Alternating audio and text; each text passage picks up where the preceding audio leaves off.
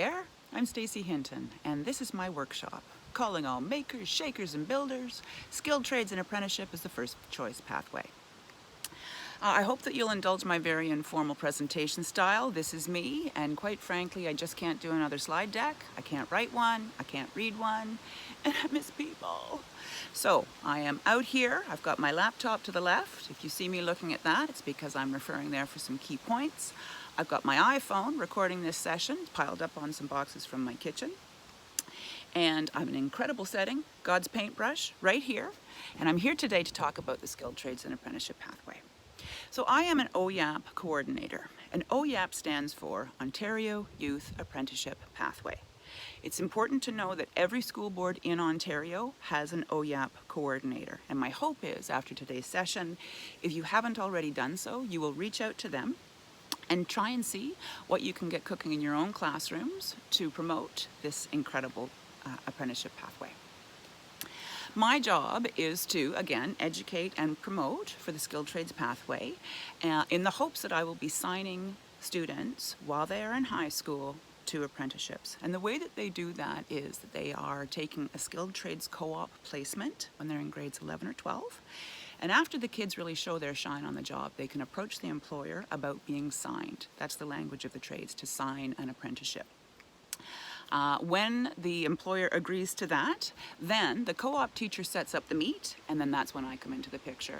I create what's called registered training agreements, which I meet with the co-op teacher, the employer, the student's parents or guardian if they are under 18 years of age, and we all sign these registered training agreements. I then drop off those training agreements to the Ministry of Labour Training and Skills Development.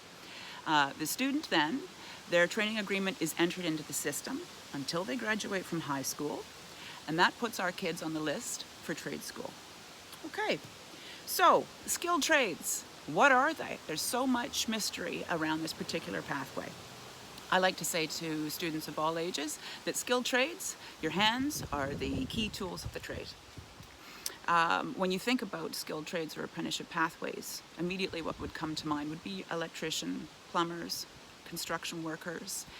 We've got iron workers, you've got people in the service industry, hairstylists, we've got cooks, we've got chefs. There's 144 recognized trades in the province of Ontario.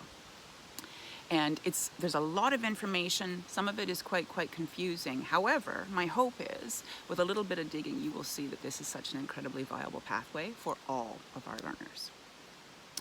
I'm going to start by talking about the perception in the trades, because I think very often they have been overlooked as being dark, dirty, and dangerous. And certainly that was the perception when I was in high school.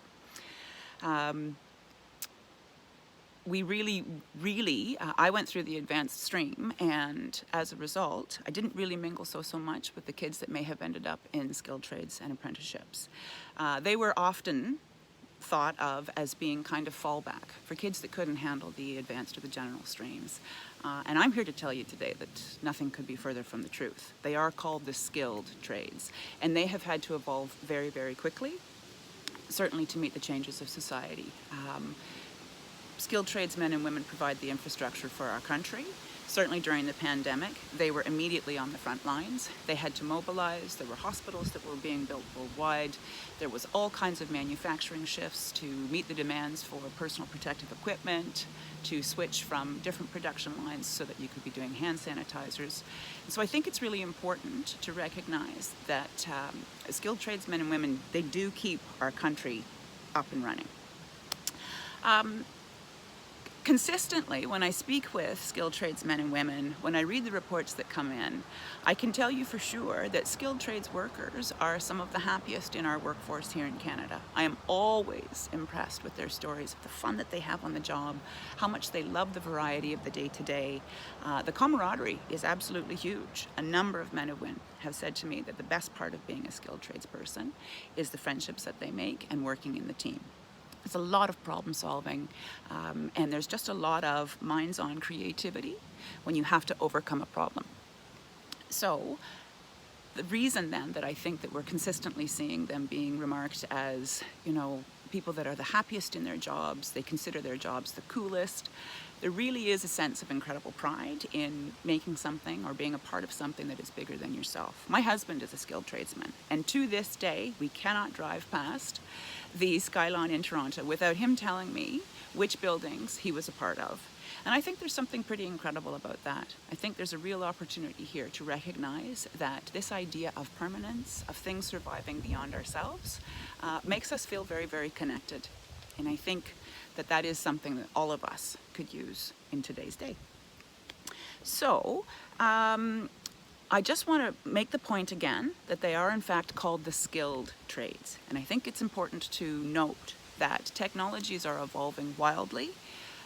The greening of the trades is absolutely huge. We have to find ways that we can keep building in ways that are much more respectful of our planet. I think the number one user of drones is the construction industry. There is this globalization and this digitization of the trades. So they're constantly evolving and changing. It's not for everyone. There's a lot of math that is involved. There's a lot of hands-on. But what really is appealing is that skilled tradesmen and women get to use their hands, the rest of their bodies as their primary tool to do the problem solving.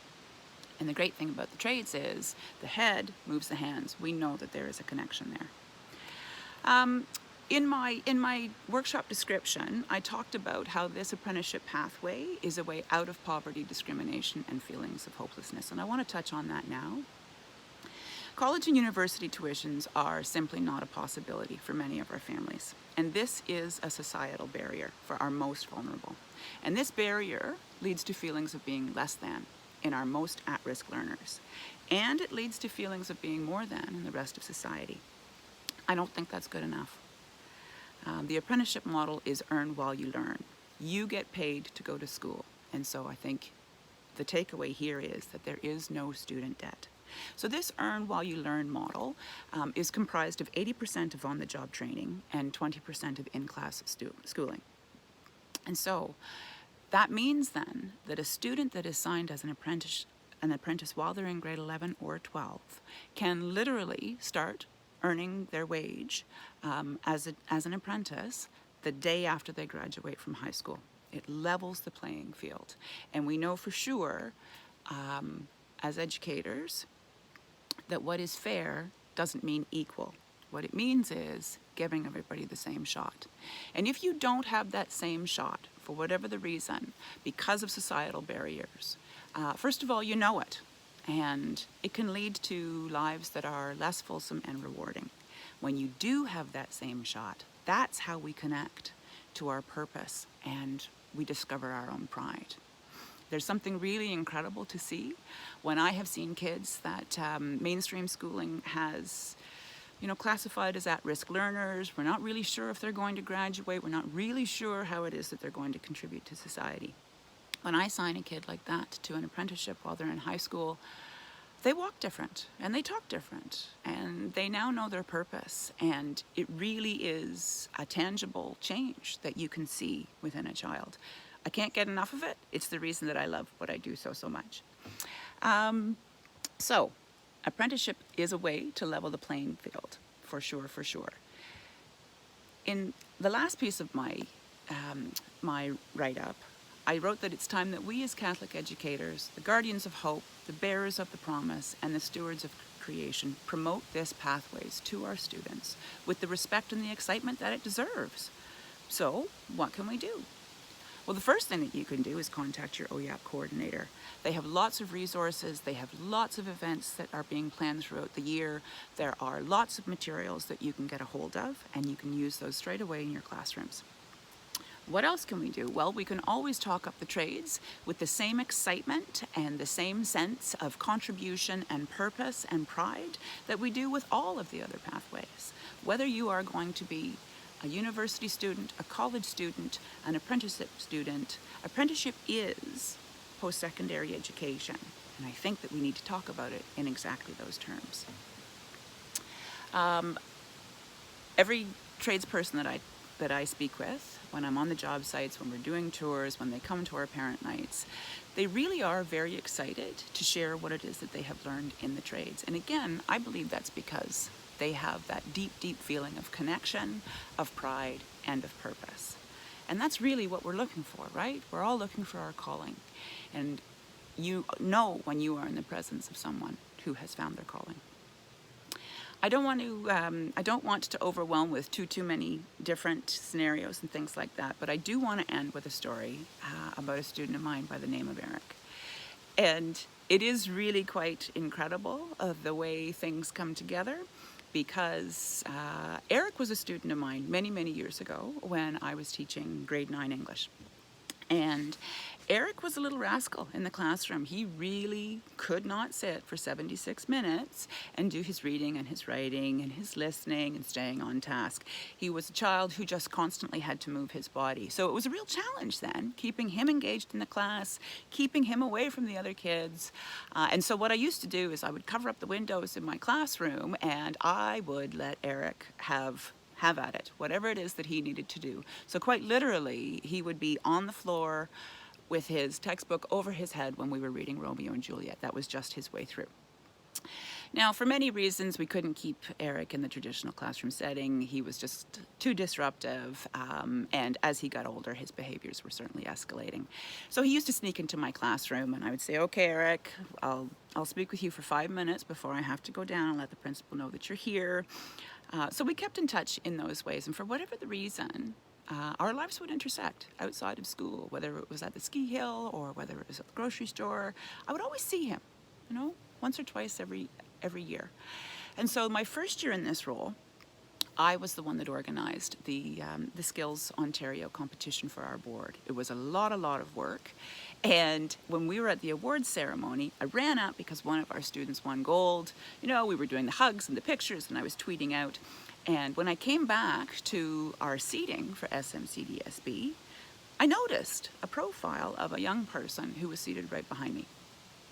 And certainly when I got closer to my chair and I sat down and I recognized that it was Eric, there was this incredible moment where I said, "Eric?" And he said, "Miss."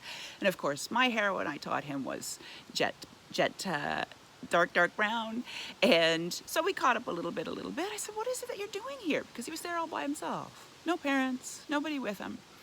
And he told me that he had just won silver in the truck and coach competition.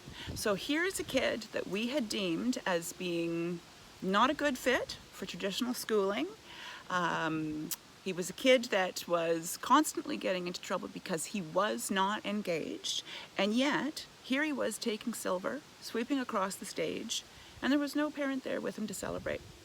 And of course, in true Eric fashion, he did share that he forgot his steel toes, so his college instructor had to lend him his. I just love that story, though, because it really does speak to me about making that shot, that fair playing field, accessible to all. He is now a really competent, functioning member of society, and he speaks about his trade with incredible pride. I think that kids like Eric have, for a really long time, been telling us who they are, and I think maybe it's time for us to listen. So I'm going to leave you with that. Please do reach out to find out who your OYAP coordinator is, Ontario Youth Apprenticeship Program. I think it's worth all of our time to do so. Thanks so much for being with me here today. Take care.